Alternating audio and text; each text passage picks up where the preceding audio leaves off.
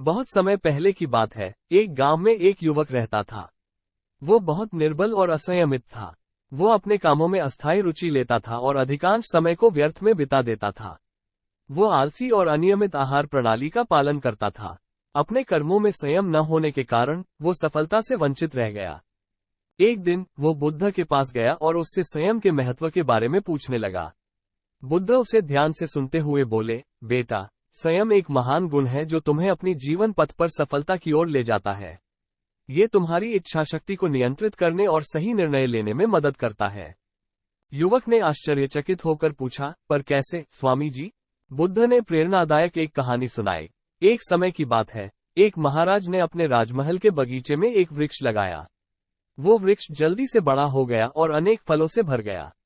लेकिन राजा ये देखा कि वृक्ष झुक गया हुआ था क्योंकि उसकी डालें भारी फलों से झुक गई थीं। इसे देखकर राजा ने वृक्ष की डालें तोड़ दी। युवक चकित हो गया और पूछा, लेकिन उसे तो वृक्ष को बचाने की जरूरत थी, न कि तोड़ने की। बुद्ध ने मुस्कुराते हुए जवाब दिया, बेटा, संयम के बिना सफलता की प्राप्ति असंभव है। जब हम संयम के अभाव में कार्य करते हैं तो हमारा मन अनियंत्रित हो जाता है, जैसे कि वृक्ष की डालें फलों के भार से झुक गईं। संयम से हम अपने विचारों, भावनाओं और क्रियाओं को नियंत्रित करके अपने लक्ष्य की ओर प्रगति कर सकते हैं।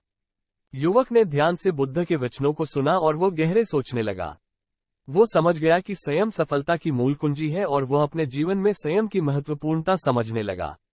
वो अपने कामों में निरंतरता और संयम लाने लगा, जिससे उसकी जीवन पथ पर सफलता की किरण चमकने लगी। इस कहानी के द्वारा हमें संयम की महत्वपूर्णता का बोध होता है। संयम हमें अपने विचारों, भावनाओं और क्रियाओं को नियंत्रित करना सिखाता है, जो हमें सफलता की ओर ले जाता है। ये हमें आत्मा विकास और समृद्धि के पथ पर चलने में मदद करता है।